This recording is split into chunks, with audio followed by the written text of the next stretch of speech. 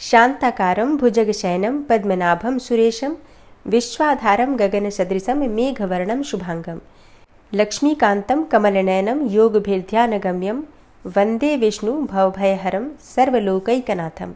ओम जय श्री हरि विष्णु। आप सभी को वरूथिनी एकादशी की हार्दिक शुभकामनाएं। भगवान श्री हरि विष्णु की कृपा आप और आपके पूरे परिवार पर सदैव बनी रहे। 24 अप्रैल 2025 को वरूथिनी एकादशी का व्रत है और आज की वीडियो में आप सुनने वाले हैं वरूथिनी एकादशी व्रत की कथा। और अगर आप पारण के शुभ मुहूर्त और पूजा विधि के बारे में जानना चाहते हैं तो वीडियो को अंत तक जरूर देखिए और अब भगवान श्री हरि विष्णु का ध्यान करके वरूथिनी एकादशी व्रत की कथा सुनते हैं। धर्मराज युधिष्ठिर बोले कि हे भगवान, वैशाख मास के कृष्ण पक्ष की एकादशी का क्या नाम है तथा उसकी विधि क्या है? उस व्रत के करने से किस फल की प्राप्ति होती है? आप मुझसे विस्तार पूर्वक कहिए, मैं आपको नमस्कार करता हूँ। श्री कृष्ण कहने लगे कि हे राजेश्वर, इस एकादशी का नाम वरूथिनी है। यह सौभाग्य देने वाली तथा सब पापों को नष्ट करने वाली और अंत में मोक्ष देने वाली है। इस व्रत को यदि कोई अभागिन स्त्री करे तो उसको सौभाग्य मिलता है। इसी वरूथिनी एकादशी के प्रभाव से राजा मानधाता स्वर्ग को गया था। वरूथिनी एकादशी का फल 10,000 वर्ष तक तप करने के बराबर प्राप्त होता है। कुरुक्षेत्र में सूर्य ग्रहण के समय एक मन स्वर्ण दान करने से जो फल प्राप्त होता है, वही फल वरूथिनी एकादशी का व्रत करने मात्र से ही प्राप्त हो जाता है। वरूथिनी एकादशी के व्रत को करने से मनुष्य इस लोक में सुख भोग कर परलोक में स्वर्ग को प्राप्त करता है। शास्त्रों में कहा गया है कि हाथी का दान घोड़े के दान से श्रेष्ठ है, हाथी के दान से भूमि का दान श्रेष्ठ है और भूमि के दान से तिलों का दान श्रेष्ठ है। तिलों के दान से स्वर्ण का दान श्रेष्ठ माना गया है तथा स्वर्ण दान से अन्न का दान ज्यादा श्रेष्ठ माना गया है। अन्न दान के बराबर कोई दान नहीं है। अन्नदाता से देवता, पितर और मनुष्य तीनों तृप्त हो जाते हैं और शास्त्रों में अन्नदान को कन्यादान के फल के बराबर ही माना गया है। वरूथिनी एकादशी के व्रत से अन्नदान तथा कन्यादान दोनों के बराबर फल प्राप्त होता है। भगवान श्री कृष्ण कहने लगे, हे युधिष्ठिर, जो मनुष्य लोभ के वश होकर कन्या का धन लेते हैं वे प्रलय काल तक नरक में वास करते हैं या उनको अगले जन्म में बिलाव का जन्म लेना पड़ता है। और जो मनुष्य प्रेम और धन के साथ कन्या का दान करते हैं उनके पुण्य को चित्रगुप्त भी लिखने में असमर्थ है और ऐसे मनुष्यों को ही कन्यादान का फल प्राप्त होता है। हे राजेश्वर, वरूथिनी एकादशी का व्रत करने वाले को दशमी तिथि के दिन इन वस्तुओं का त्याग अवश्य करना चाहिए। कांसे के बर्तन में भोजन नहीं करना चाहिए, मांस नहीं खाना चाहिए, मदिरा का सेवन नहीं करना चाहिए, मसूर की दाल, चने का साग, कोदो का साग, मधु अर्थात शहद, किसी दूसरे का अंश, दूसरी बार भोजन करना और स्त्री प्रसंग करना, ये सभी चीजें दशमी तिथि के दिन से ही वर्जित हो जाती हैं। व्रत वाले दिन जुआ नहीं खेलना चाहिए। उस दिन पान खाना, दातुन करना, दूसरे की निंदा करना, चुगली करना और पापी मनुष्यों के साथ बातचीत करना, ये सभी चीजें त्याग कर देना चाहिए। उस दिन क्रोध नहीं करना चाहिए, मिथ्या भाषण अर्थात झूठ नहीं बोलना चाहिए। इस व्रत में नमक, तेल तथा अन्न ये सभी चीजें वर्जित हैं। हे राजन, जो मनुष्य विधिवत इस एकादशी को करते हैं उनको स्वर्गलोक की प्राप्ति होती है। अतः मनुष्यों को पापों से डरना चाहिए। इस व्रत के महात्म्य को पढ़ने से 1000 गौदान का फल प्राप्त होता है। इसका फल गंगा स्नान के फल से भी अधिक होता है। हे राजन, अब मैं तुमसे वरूथिनी एकादशी की एक कथा का वर्णन करता हूँ, तुम ध्यान पूर्वक सुनो। प्राचीन काल में नर्मदा नदी के तट पर मानधाता नामक राजा राज्य करते थे। वह अत्यंत दानशील तथा तपस्वी थे। एक दिन जब वह जंगल में तपस्या कर रहे थे तभी न जाने कहां से एक जंगली भालू आया और राजा का पैर चबाने लगा। राजा पूर्ववत अपनी तपस्या में लीन रहे, लेकिन कुछ देर के बाद पैर चबाते चबाते भालू राजा को घसीटकर पास के जंगल में ले गया। राजा बहुत घबराया, मगर तापस धर्म के अनुकूल उसने क्रोध और हिंसा न करके भगवान विष्णु से प्रार्थना की। करुण भाव से भगवान विष्णु को पुकारा। उसकी पुकार सुनकर भगवान श्री हरि विष्णु प्रकट हुए और उन्होंने चक्र से भालू को मार डाला। राजा का पैर भालू पहले से ही खा चुका था। इससे राजा बहुत ही शोकाकुल हुए। उन्हें दुखी देखकर भगवान विष्णु बोले, हे वत्स, शोक मत करो, तुम मथुरा जाओ और वरूथिनी एकादशी का व्रत रखकर मेरी वाराह अवतार मूर्ति की पूजा करो। उसके प्रभाव से पुनः सुदृढ़ अंगों वाले हो जाओगे। इस भालू ने जो तुम्हें काटा है यह तुम्हारे पूर्व जन्म का अपराध था। भगवान विष्णु की आज्ञा मानकर राजा मानधाता ने मथुरा जाकर श्रद्धा पूर्वक वरूथिनी एकादशी का व्रत किया। इस व्रत के प्रभाव से राजा शीघ्र ही पुनः सुंदर और संपूर्ण अंगों वाला हो गया।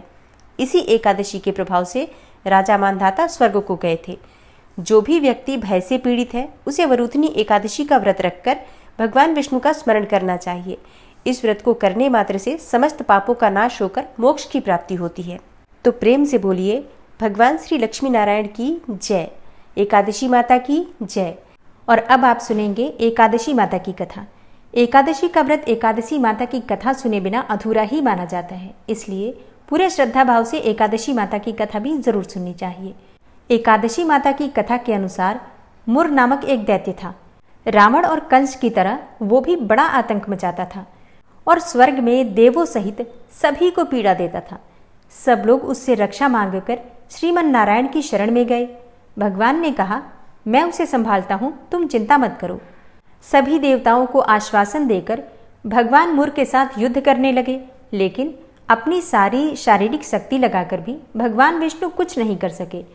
भगवान को युद्ध के मैदान से पलायन करना पड़ा। तब वे हिमालय की एक गुफा में जाकर छुप गए।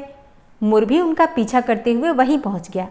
भगवान ने ध्यान करना शुरू किया और उनके मन से एक शक्ति उत्पन्न की, उनकी मानसिक शक्ति, और इस शक्ति ने बाहर आकर मुर को अपनी तलवार से मार डाला। हम जानते हैं कि शरीर में 10 इंद्रियां हैं, 5 ज्ञानेंद्रिय और 5 कर्मेंद्रिय। 11वीं इंद्रिय है मन। संस्कृत में एकादशी का अर्थ है 11। चूंकि यह देवी उनके मन अर्थात भगवान की 11वीं इंद्रिय से निकली थी, इसलिए भगवान ने उन्हें एकादशी के नाम से पुकारा। एकादशी माता की उत्पत्ति का दिन उनके नाम से ही जाना जाने लगा। माता एकादशी के अंतिम चरण के दौरान उत्पन्न हुई थी, इसलिए इसे जयंती कहते हैं। और उन्होंने द्वादशी के पहले चरण के दौरान दैत्य को मार डाला था, इसे स्मरंती कहते हैं। अब एकादशी के दिन व्रत क्यों करना चाहिए, भोजन क्यों नहीं करना चाहिए, तो इस बारे में भगवान ने घोषणा की कि एकादशी के दौरान देवी के इस महान कार्य के कारण पूरे जगत में कोई भी पाप नहीं रहेगा। लेकिन पाप तो पहले से ही है। जब उसने यह सुना तो पाप पुरुष आश्रय की तलाश में इधर उधर भागने लगा। एकादशी के दौरान वह कहाँ रहेगा? वह जहां भी गया सभी ने उसे आश्रय देने से इनकार कर दिया। तब अंत में भोजन अर्थात अन्न एकादशी के दौरान उसे आश्रय देने के लिए सहमत हो गया। इसके बारे में एक श्लोक है, यानि कानि च पापानि ब्रह्महत्यादिकानि च अन्नमाश्रित्य सर्वाणि तिष्ठन्ति हरिवासरे अघम स केवलम भुंक्ते यो भुंक्ते हरिवासरे। तो एकादशी के दौरान सभी पाप भोजन में ही आश्रय लेते हैं, और जो कोई मनुष्य इस दौरान यानी एकादशी के दौरान भोजन करता है, ये पाप उस व्यक्ति में प्रवेश करेंगे और रोग, समस्या, हानि, परेशानी इत्यादि बन जाएंगे। इसलिए एकादशी के दिन व्रत धारण करना चाहिए। भगवान विष्णु ने कहा कि जो भी मनुष्य एकादशी के दिन व्रत धारण करेगा उसके समस्त पाप नष्ट हो जाएंगे और उसे अंत में विष्णुलोक की भी प्राप्ति होगी। एकादशी को विष्णु भगवान की कन्या भी कहा जाता है, क्योंकि वह भगवान की मानस पुत्री हैं। उनकी मूर्ति पुरी जगन्नाथ मंदिर और द्वारका धाम में भी है। भगवान के धर्म की रक्षा के लिए जितने भी अवतार हैं वे सभी एकादशी के दिन ही हुए हैं, इसलिए यह इतना पवित्र दिन है। एकादशी व्रत का प्रभाव बताते हुए भगवान श्री कृष्ण ने धर्मराज युधिष्ठिर से कहा, गालव मुनि का भद्रशील नाम का एक पुत्र था। भद्रशील ने छोटी उम्र से ही एकादशी व्रत का पालन करना शुरू कर दिया। मुनि ने उन्हें ऐसा करने के लिए कभी नहीं कहा था। एक बार मुनि ने भद्रशील से पूछा कि उन्हें इस व्रत को करने को किसने कहा है। भद्रशील ने कहा कि मैं तो कई जन्मों से एकादशी का व्रत करता आ रहा हूँ। आमतौर पर किसी को भी अपना पिछला जन्म याद नहीं रहता। जब तक आप माँ के गर्भ में होंगे तब तक आपको पिछले जन्मों की याद रहेगी, लेकिन जन्म से ठीक पहले यह स्मृति मिट जाती है। लेकिन भद्रशील को पिछले जन्म की याद उस समय भी थी। यह एकादशी व्रत की शक्ति थी जिसका वे पालन करते थे। वे एक पूर्व जन्म में धर्मकीर्ति नामक राजा थे। धर्मकीर्ति बहुत क्रूर था, उसे कोई पसंद नहीं करता था। ऐसा कोई पाप नहीं था जो उसने नहीं किया हो। एक बार वह अपने सैनिकों के साथ शिकार पर गया। उसने एक हिरण को देखा और अपने सैनिकों को उस हिरण को चारों ओर से घेरने के लिए कहा। राजा ने कहा कि जो भी उस हिरण को भागने देगा उसका पूरा परिवार मार डाला जाएगा। हिरण ने यह सुना और सोचा, बेचारे सैनिक, मैं उनमें से किसी को कुछ भी नहीं होने दूंगा। हिरण राजा के पास से निकल भागा। राजा ने हिरण का पीछा किया। सूर्यास्त होते राजा एक घने जंगल के अंदर फंस गया। हिरण कहीं दिखाई नहीं दे रहा था। राजा ने एक पेड़ के नीचे रात बिताई। उसने दिन भर में कुछ भी नहीं खाया था। उसे चारों ओर से खतरनाक जानवरों के गुर्राने की आवाज़ भी सुनाई दे रही थी। वह सो भी नहीं सका। राजा ने डर से श्रीहरि परमात्मा से प्रार्थना करना शुरू कर दिया। फिर सुबह होते ही उसकी मृत्यु हो गई। यमदूत आए और उसे यमराज के पास ले गए।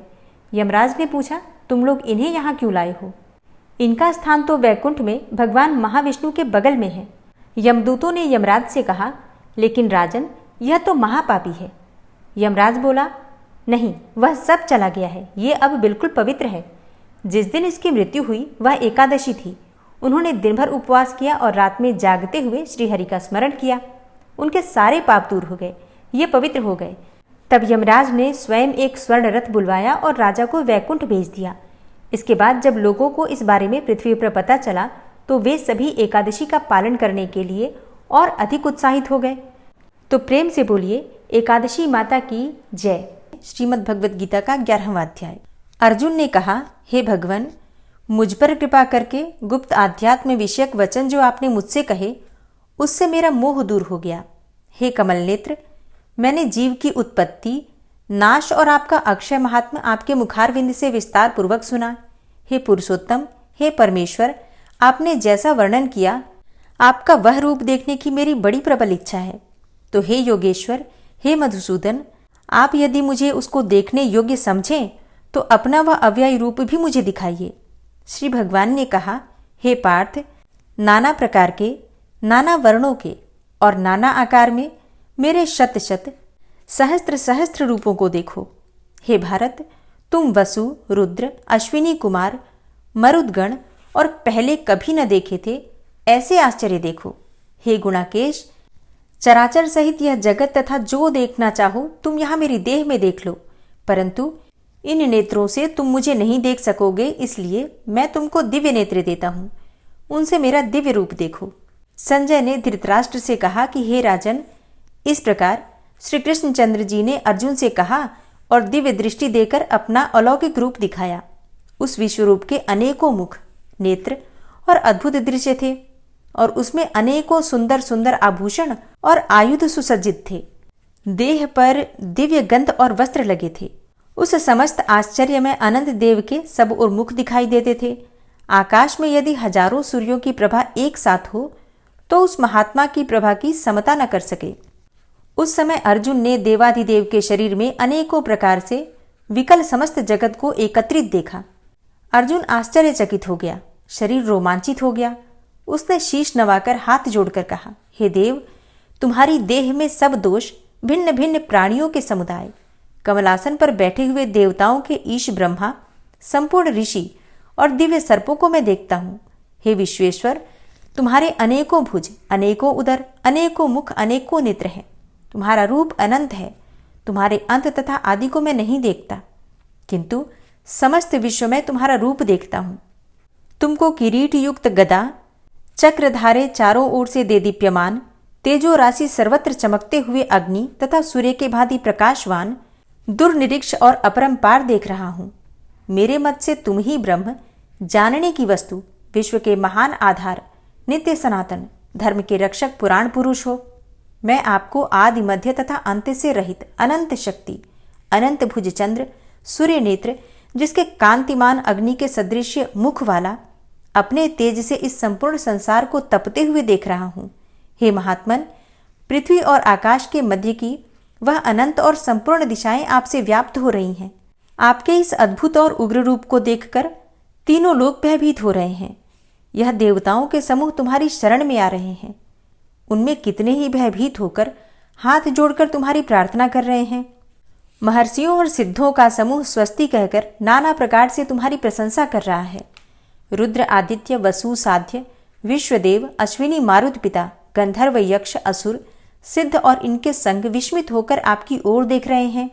हे महाबाहो, अनेकों नेत्र, बहुजांग, पेट, कराल, दंत युक्त तुम्हारा यह विशाल रूप देखकर सब अत्यंत भयभीत हो रहे हैं और मैं भी घबरा रहा हूँ।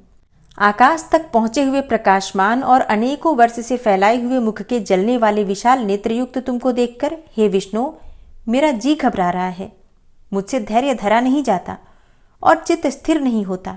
हे देवेश, हे जगन निवास, भयंकर दाढ़ों वाले और कालाग्नि के सदृश आपके मुखों को देखकर मुझे दिशाएं नहीं सूझती। मैं शांति नहीं पाता। इसलिए मुझ पर दया करो। धृतराष्ट्र के दुर्योधन आदि पुत्र अपने साथ राजाओं और भीष्म, द्रोण और कर्ण तथा हमारी ओर के मुख्य मुख्य योद्धा बड़ी बड़ी दाढ़ों से युक्त विकराल आपके मुख में प्रवेश कर रहे हैं, और उनमें कितने लोग आपके दांतों से दबकर ऐसे दिखाई देते हैं मानो उनका शरीर चूर्ण हो गया हो। जैसे नदियों की अनेकों जलधाराएं समुद्र की ओर बहती हैं, वैसे ये मनुष्य लोक के वीर आपके मुखों में प्रवेश कर रहे हैं। अग्नि में पतंग की तरह सब लोग भी अपने नाश के लिए आपके मुख में बड़ी तेजी से प्रवेश कर रहे हैं। हे विष्णु, जलते हुए मुखों से चारों ओर से सब वीरों को निगलकर आप जीभ चाट रहे हैं। आपकी तीक्ष्ण प्रभाएं समस्त संसार को तेज से व्याप्त करके तृप्त हो रही हैं। यह भयानक रूपधारी कौन है, यह मुझसे कहो। हे देववर, आपको नमस्कार है। मुझ पर प्रसन्न हो। हे जगतकर्ता आदि पुरुष, आपको जानने की मैं इच्छा रखता हूँ, क्योंकि आपकी यह प्रवृत्ति मेरी समझ में नहीं आती है। श्री भगवान बोले, संसार का नाश करने वाला मैं उग्रकाल हूँ, सबका संहार करने के लिए आया हूँ। तुम्हारे युद्ध न करने पर भी ये वीर जीवित न रह सकेंगे। अतएव तुम उठो, शत्रुओं का संहार कर यश को लेकर इस समृद्धशाली राज्य का भोग करो।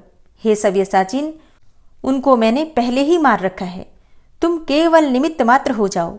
मेरे मारे हुए द्रोण, भीष्म, जयद्रथ, कर्ण और अन्य योद्धाओं को मारो। घबराओ मत, युद्ध करो, तुम संग्राम में शत्रुओं को जीतोगे। संजय ने कहा।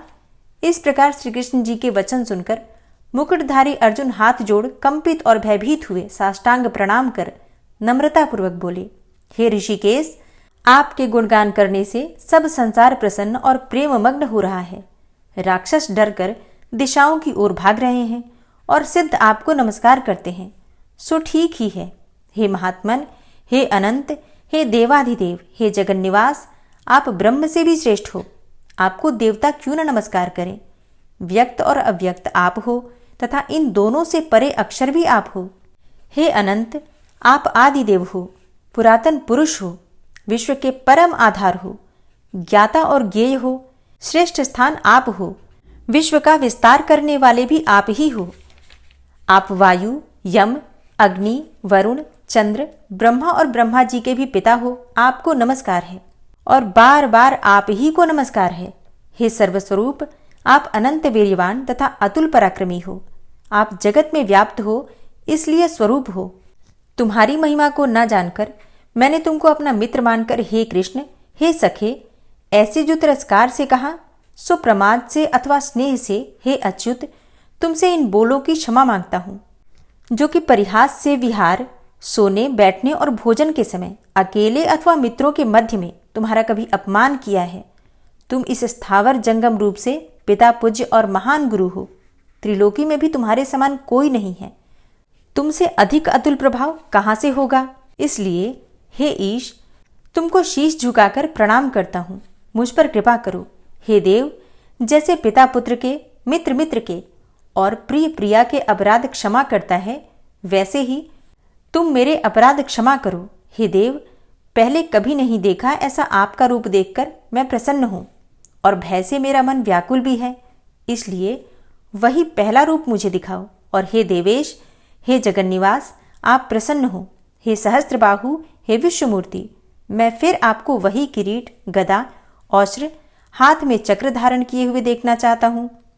तब श्री कृष्ण भगवान ने कहा, हे अर्जुन, मैंने प्रसन्न होकर यह तेजोमय, अनंत, आद्य और विश्वरूप अपने योग के प्रभाव से तुमको दिखलाया है, जिसको तुम्हारे अतिरिक्त पहले किसी ने नहीं देखा था।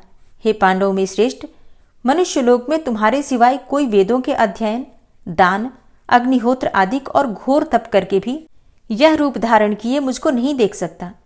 मेरा ऐसा भयानक रूप देखकर तुम व्याकुल और मूढ़ न हो। भय त्याग कर प्रसन्न चित्त होकर फिर तुम मेरा वही रूप देखो। संजय ने कहा।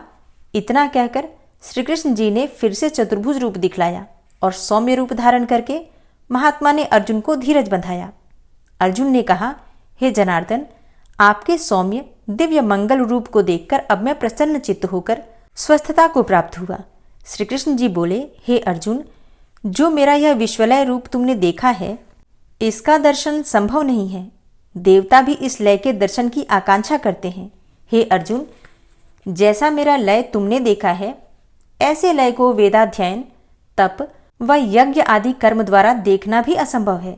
हे अर्जुन, हे परंतप, मेरा जो विश्वलय है, इसको मनुष्य अनन्य भक्ति के द्वारा जान सकते हैं और तत्व ज्ञान द्वारा इसमें लीन हो सकते हैं। हे अर्जुन, जो कोई मनुष्य मेरी ही भक्ति के लिए कर्म करते हैं, मुझे सर्वोत्तम मानते हैं, मुझ में भक्ति रखते हैं, सांसारिक संगी से मुख मोड़ चुके हैं, संपूर्ण प्राणी मात्र से वैर त्याग चुके होते हैं, वे ही मुझको प्राप्त हो सकते हैं।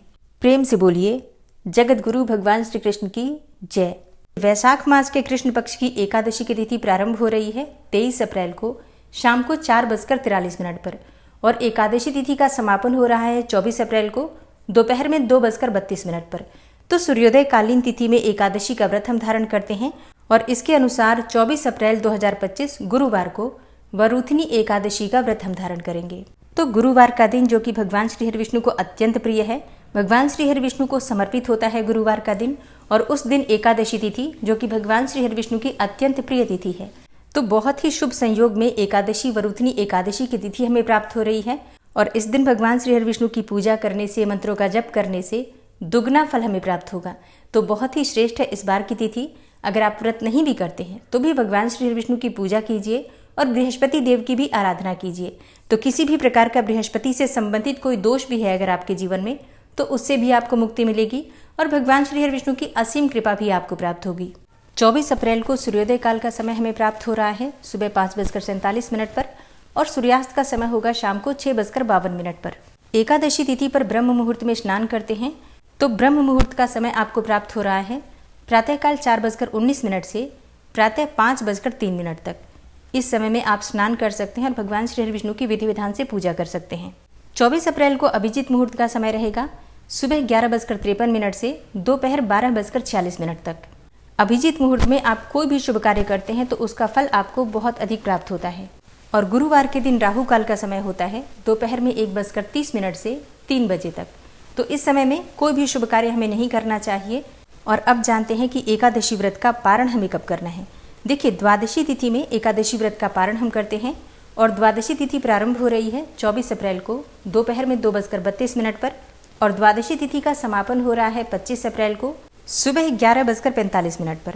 तो 24 अप्रैल को एकादशी का व्रत हम धारण कर रहे हैं और 25 अप्रैल को सुबह 5:46 से सुबह 9 बजे तक एकादशी व्रत का पारण हम कर सकते हैं।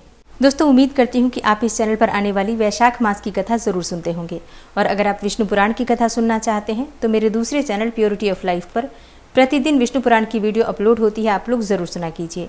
इसके अलावा अगर आप कोई भी विशेष वीडियो देखना चाहते हैं, कोई भी प्रश्न है आपका, तो कमेंट बॉक्स में ज़रूर लिख दीजिए। तो बहुत जल्दी आपके प्रश्नों पर या तो वीडियो बन जाएगी या फिर कमेंट बॉक्स में भी आपके प्रश्नों के उत्तर आपको मिल जाएंगे। उम्मीद करती हूँ ये वीडियो आपके लिए उपयोगी होगी। अगर वीडियो पसंद आई हो तो वीडियो को लाइक ज़रूर कीजिए, संभव हो तो शेयर भी कीजिए और चैनल पर पहली बार आए हैं, अगर अभी तक आपने चैनल को सब्सक्राइब नहीं किया है तो आज की वीडियो अगर आपको अच्छी लगे तो चैनल को सब्सक्राइब करके बेल आइकन को ज़रूर प्रेस कर लीजिए।